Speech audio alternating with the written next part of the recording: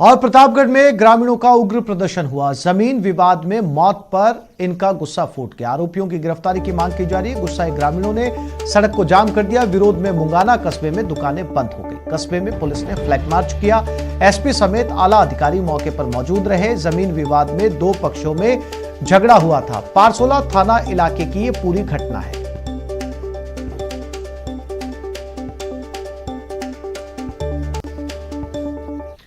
और ये खबर कोटा से है। जेके लोन के पीडियाट्रिक विभाग के एचओडी कोरोना पॉजिटिव मिले। डॉक्टर अमृतलाल बैरवा की रिपोर्ट पॉजिटिव आई। पुलिस प्रशासन सहित कई अधिकारियों में खलबली। पिछले दिनों कई अधिकारी हॉस्पिटल दौरे पर थे। जेके लोन अस्पताल में कई अधिकारियों और टीमों के दौरे के दौरान बैरवा उनके साथ मौजूद रहे थे।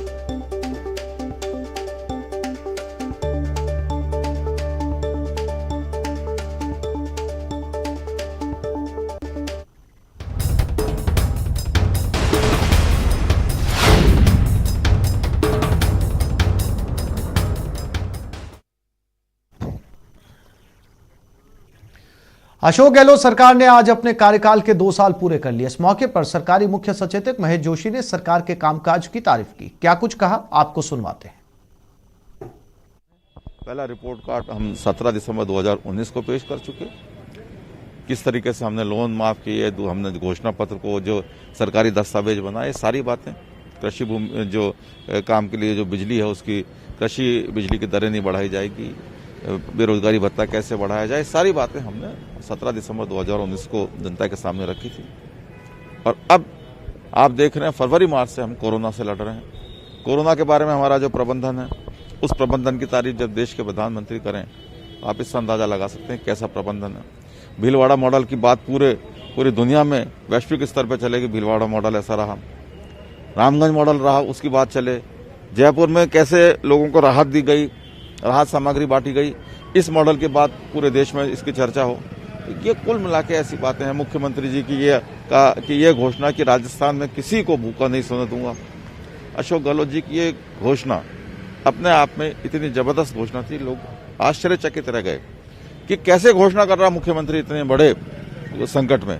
लेकिन मुख्यमंत्री जी ने, उनकी सरकार ने, कांग्रेस के कार्यकर्ताओं ने एक भी व्यक्ति को राजस्थान में भूखा नहीं सोने दिया गया।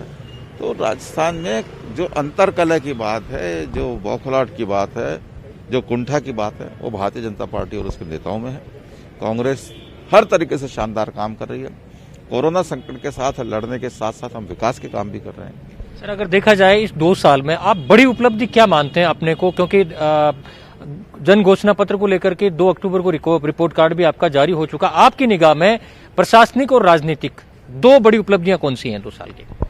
देखिए, हमने सबसे बड़ी उपलब्धि तो लगातार पहले भी हम 2 बार कर चुके हैं कि हमने अपने घोषणा पत्र को सरकारी दस्तावेज बनाया और उन सारी योजनाओं में से हम 2 साल में 50% से ज्यादा कामों को कर चुके हैं। ये मेरा भी दावा, सरकार का दावा। तो राज्य सरकार को आज 2 साल पूरे हो चुके हैं। 17 दिसंबर यानी आज ही के दिन 2018 में सीएम अशोक गहलोत के नेतृत्व में कांग्रेस ने सरकार बनाई थी। वहीं परिवहन और सैनिक कल्याण विभाग की जिम्मेदारी प्रताप सिंह खाचरियावास को सौंपी गई थी। पिछले 2 सालों में परिवहन विभाग में कई महत्वपूर्ण काम हुए। कोविड काल में विभाग ने 31 करोड़ रुपए खर्च करके राजस्थान रोडवेज की बसों से करीब 4,84,000 मजदूरों और प्रवासियों को उनके घरों तक पहुंचाया। विभाग की इन्हीं उपलब्धियों और चुनौतियों पर परिवहन और सैनिक कल्याण मंत्री से बात की हमारे संवाददाता सचिन कुमार ने। प्रदेश सरकार को कल 2 साल पूरे हो जाएंगे। ऐसे में परिवहन विभाग और सैनिक कल्याण विभाग की क्या कुछ उपलब्धियां रही, इस पर बात करने के लिए हमारे साथ परिवहन और सैनिक कल्याण मंत्री प्रताप सिंह खाचरियावास हैं। उनसे जान लेते हैं कि किस तरह से अपने विभाग की उपलब्धियों को मानते हैं। सर, कल 2 साल पूरे हो जाएंगे प्रदेश सरकार को और आपको भी मंत्रालय संभाले इतना ही समय हो जाएगा। किस तरह की उपलब्धियां मानते हैं सर? पहले परिवहन विभाग की अगर बात करें। सबसे बड़ी उपलब्धि एक है कि हमने राजस्थान रोडवेज को मजबूत करने के लिए बंद होने के कगार में थी। हमने लगभग 900 बसें नई खरीदी डीजल की और सब जगह नई बसें लगाई। अब 50 इलेक्ट्रिक बसें हम नई लेकर आ रहे हैं। हर महीने लोगों को तनख्वाह मिलने लगी है। जीरो भ्रष्टाचार पे हम काम कर रहे हैं कि जीरो टॉलरेंस हो, भ्रष्टाचार रुके। ऑनलाइन काम हमने शुरू किया अधिकतर, इसमें परिवहन विभाग में भी। अब आपको अपना टैक्स जमा कराना, आप ऑनलाइन जमा करा सकते हैं। सारा काम ऑनलाइन शुरू किया जिससे लोगों को परेशानी कम हो। जहाँ तक हमारे राजस्थान के जितने परिवहन विभाग एक रेवेन्यू डिपार्टमेंट है, वहाँ पर कोई टैक्स जमा कराने जाए, लाइसेंस बनवाने जाए तो उसको परेशानी नहीं। उसके लिए टॉयलेट की, पानी की और बाकी व्यवस्थाएं, वो फ्रंट ऑफिस बनने जा रहा है जिससे लोग बैठ सके, आसानी से अपना काम करवा सके। राजस्थान में सड़क दुर्घटनाओं को रोकने के लिए एक मॉडल स्टेट के रूप में राजस्थान डेवलप हो, उसकी हम तैयारी कर रहे हैं और उसके लिए जितने सख्त कदम उठाने वो भी उठा रहे हैं। और राजस्थान में जितने सड़कों पर ब्लैक स्पॉट है वो ख़त्म करने का काम हमने शुरू किया है। सब जगह हर रोड हमारी सुरक्षित हो, कहीं चौराहा है तो वहाँ स्पीड ब्रेकर्स बने और लोगों को दुर्घटनाओं से बचाया जा सके, स्पीड कम हो, लोगों में जागृति ज़बरदस्त हो, वो सब काम हम करने जा रहे हैं।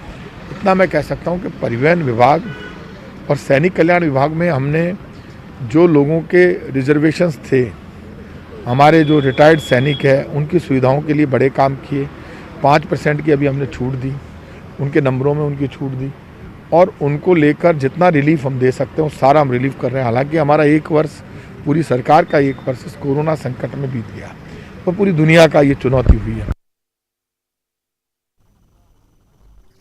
और गहलोत सरकार के 2 साल पूरे होने पर हमारे संवाददाता महेश दादिज ने मंत्री डॉक्टर सुभाष गर्ग से खास बातचीत की। न्यूज 18 राजस्थान से बात करते हुए मंत्री डॉक्टर सुभाष गर्ग ने राज्य सरकार के 2 साल के कार्यकाल के कामकाज और उपलब्धियों को बताया। उन्होंने कहा कि गहलोत सरकार ने बीते 2 साल में स्वास्थ्य सुविधाओं पर जोर दिया है और सावधानी से कोरोना पर अब काफी हद तक कंट्रोल किया जा चुका है। तकनीकी और संस्कृत शिक्षा के नवाचारों से लेकर ऑनलाइन शिक्षा और इंजीनियरिंग कॉलेजों में संसाधनों में बढ़ोतरी भी की। हमारे साथ में इस समय बातचीत के लिए मौजूद हैं मंत्री डॉक्टर सुभाष गर्ग साहब। सर, तकनीकी शिक्षा, संस्कृत शिक्षा जैसे स्वतंत्र प्रभार और साथ में चिकित्सा के राज्य मंत्री आप हैं। इस बार कोविड काल के चलते किस तरह की चुनौती से सरकार का सामना हुआ और किस तरह से आप देखते हैं कि इस साल में इन तमाम चुनौतियों के बाद भी जो उपलब्धियां हैं? देखिए, आपका सवाल का जवाब देने से पहले मैं शुरुआत करना चाहूँगा। मैं समझता हूँ देश के किसी भी राज्य ने मुख्यमंत्री स्तर पर मॉनिटरिंग नहीं की होगी, फॉलोअप नहीं किया होगा। इतनी बैठकें की गई, 187 बैठकें, जिनमें से मैं समझता हूँ 100 से और 110 के करीब बैठकें जो है ना वो कोरोना प्रबंधन को लेकर की। कि कोरोना राज्य में जिस तरह से स्प्रेड हुआ था और उसके बाद में अब हालात नियंत्रण में हैं?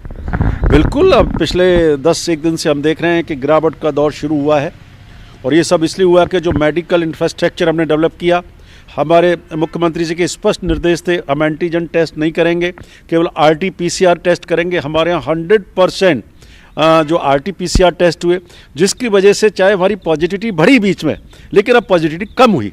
तो एक मॉडल जो हमारे यहाँ डेवलप किया गया, चाहे भीलवाड़ा मॉडल की बात कर लें, चाहे रामगंज मॉडल की बात कर लें, और चाहे वो ICU बेड के संख्या में वृद्धि करने की बात करें, और चाहे वो वेंटिलेटर्स की बात करें, चाहे वो जो हमारे हॉस्पिटल्स हैं उनको डेडिकेटेड सेंटर्स की बात करें, पोस्ट कोविड सेंटर्स को डेवलप करने की बात करें, उस तरह से देखें तो मैं समझता हूँ जो प्राथमिकता के साथ माननीय मुख्यमंत्री जी ने जो कार्य किया और हमारी पूरी टीम उनके साथ कंधे से कंधा मिलाकर के काम किया। मानसिंह के साथ महेश दाधिच, न्यूज़ 18 जयपुर। और ब्रेक के बाद बात गहलोत सरकार के एक बड़े संकल्प की।